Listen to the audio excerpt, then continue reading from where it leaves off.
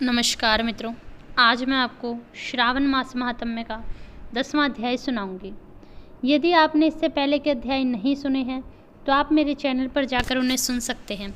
मान्यता है कि श्रावण मास में यदि आप श्रावण मास महात्म्य सुनते हैं तो महादेव की कृपा से आपके सभी पाप नष्ट हो जाते हैं और आपको अन्न धन की प्राप्ति होती है। ऐसे भी मान्यता है कि इस मास का नाम श्रावण इसीलिए पड़ा क्योंकि इसमें कथाओं को सुनने का अत्यंत महत्व है। तो ये है 10वां अध्याय। ईश्वर बोले, हे सनत कुमार, अब मैं आपसे शनिवार व्रत की विधि का वर्णन करूंगा जिसका अनुष्ठान करने से मंदत्व नहीं होता। श्रावण मास में शनिवार के दिन भगवान नरसिंह, शनि तथा अंजनी पुत्र हनुमान की पूजा करनी चाहिए।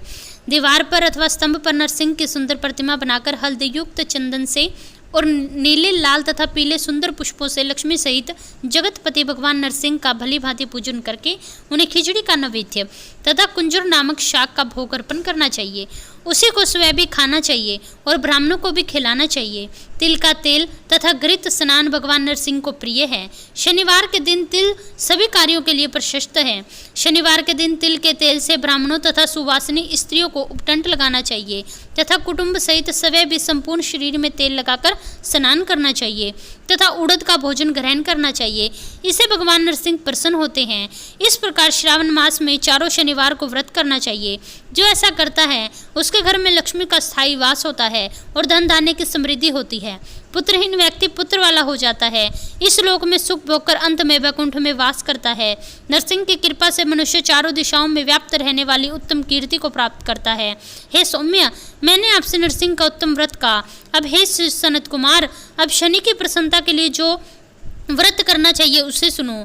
एक लंगड़े ब्राह्मण और उसके अभाव में किसी भी ब्राह्मण के शरीर में तिल का तेल का उपदंड लगाकर उसे स्नान कराना चाहिए और श्रद्धा पूर्वक नरसिंह के लिए बताए गए अन्न अर्थात खिचड़ी उसे खिलानी चाहिए। उसके बाद तेल, लोहा, काला तिल, काला उड़द, काला कंबल प्रदान करना चाहिए।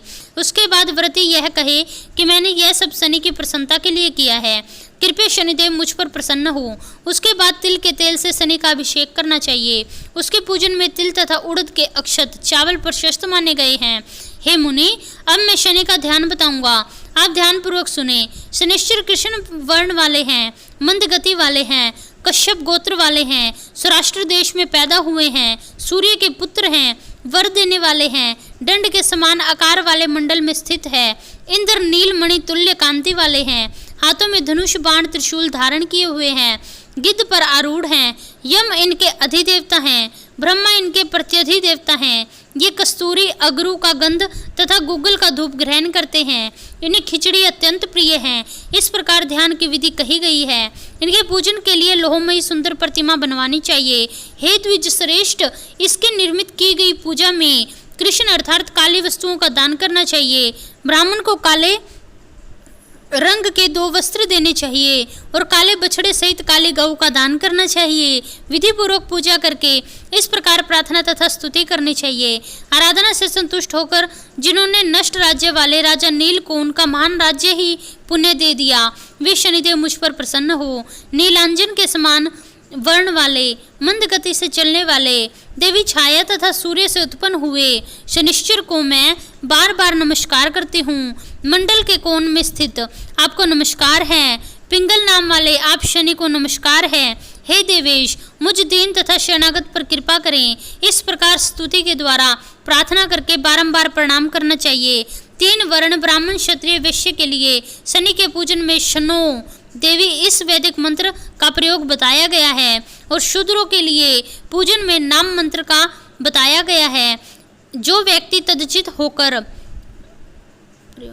इस विधि से शनिदेव का पूजन करेगा उसे स्वप्न में भी शनिदेव का भय न होगा।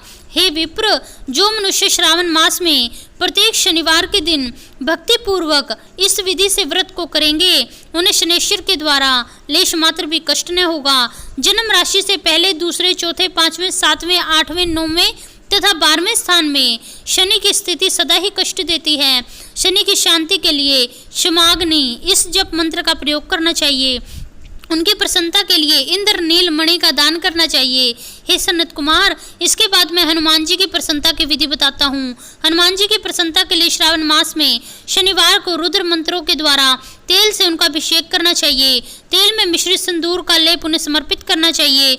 जपा कुमकुम की मालाओं से, आक धतूरों की मालाओं से, मंदार पुष्पों की मालाओं से, बटक बड़ का पेड़ के नैवेद्य ऐसे तथा अन्य उपचारों से भी यथाविधि उनके सामर्थ्य अनुसार श्रद्धा भक्ति से युक्त होकर अंजनी पुत्र हनुमान की पूजा करनी चाहिए। इसके बाद बुद्धिमान को चाहिए कि हनुमान जी की प्रसन्नता के लिए उनके 12 नामों का जप करे।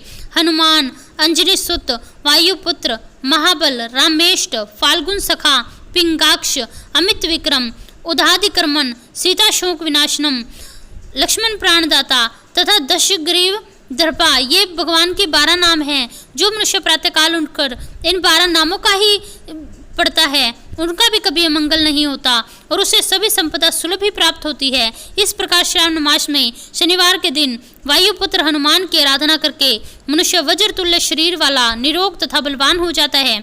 अंजनी पुत्र की कृपा से यह कार्य करने से वेगवान तथा बुद्धि वैभव प्राप्त होता है। उसके बाद शत्रु नष्ट हो जाते हैं, मित्रों की वृद्धि होती है, वह वीरशाली तथा कीर्तिमान हो जाता है। यदि साधक हनुमान जी के मंदिर में हनुमत कवच का पाठ करे तो वह अणिमा आदि 8 सिद्धियों का स्वामित्व प्राप्त कर लेता है और यक्ष, राक्षस तथा वेताल उसे देखते ही कंपित होकर तथा भयभीत होकर वहां से भाग जाते हैं। हे सत्तम, शनिवार के दिन पीपल के वृक्ष का आलिंगन तथा पूजन करना चाहिए। शनिवार को छोड़कर अन्य किसी भी दिन पीपल के वृक्ष का स्पर्श नहीं करना चाहिए। शनिवार के दिन पीपल के वृक्ष का आलिंगन करने से सब सुख संपदाओं की प्राप्ति होती है। प्रत्येक मास में 7 वारों में पीपल का पूजन फलदायक है, किंतु श्रावण मास में यह पूजन अधिक फलदायक है। यहाँ श्रावण मास महात्म्य का 10वां अध्याय संपूर्ण होता है। यदि आपको ये वीडियो पसंद आ रही है तो प्लीज़ मेरे चैनल को सब्सक्राइब करें, वीडियो को लाइक करें, हंसते रहें, मुस्कुराते रहें, अपने और अपने घर वालों का ध्यान रखें। धन्यवाद। हर हर महादेव।